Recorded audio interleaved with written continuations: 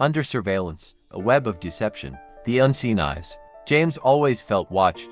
It wasn't paranoia, he knew something was off.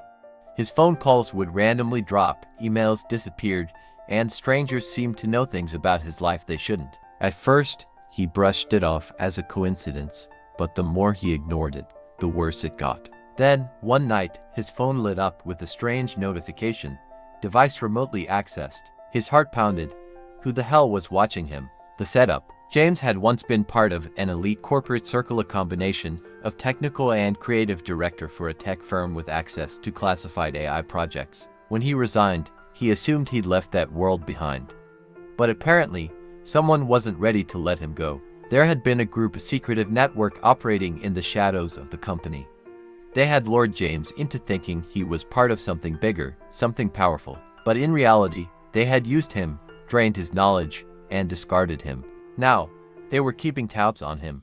They had infiltrated his phone, his home, and even his financial records. Why? Because James knew too much. The truth. Which is everything that doesn't match their lies. They failed to understand that truth always wins. The betrayal. His suspicions were confirmed when an old colleague, Sarah, reached out with a cryptic warning. They're trying to erase you, James. Get off the grid. She wouldn't say much, but she hinted that someone in a position of authority had been misusing their power to monitor him. Was it an old employer? A rogue government agent? A secret faction within the company? Whoever it was, they were powerful. The smokescreen. James began piecing together the puzzle. Emails he never sent had been delivered. Money from his accounts had been funneled elsewhere.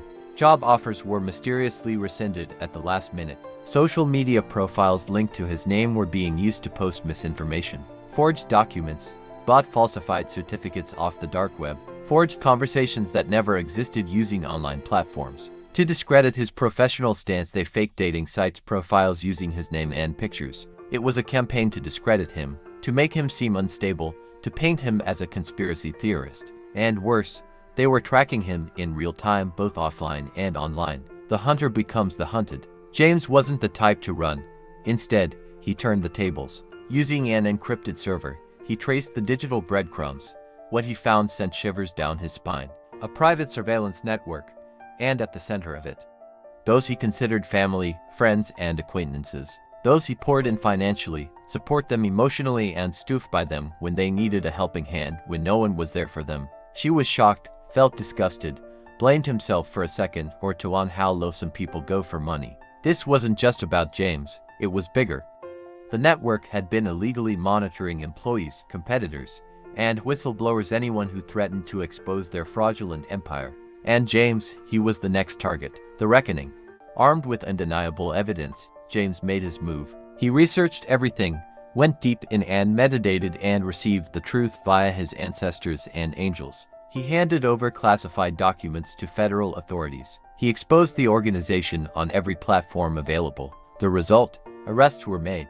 His once close circle were forced to confront him in court with shame. Was it worth losing a friend, a lover, a family member who stood by you when you needed it the most? Wasn't what you stole enough? He felt pity and hurt deep inside, seeing them turn to addicts, alcoholic, shattered souls. Again. For what? The surveillance network and the coven was dismantled.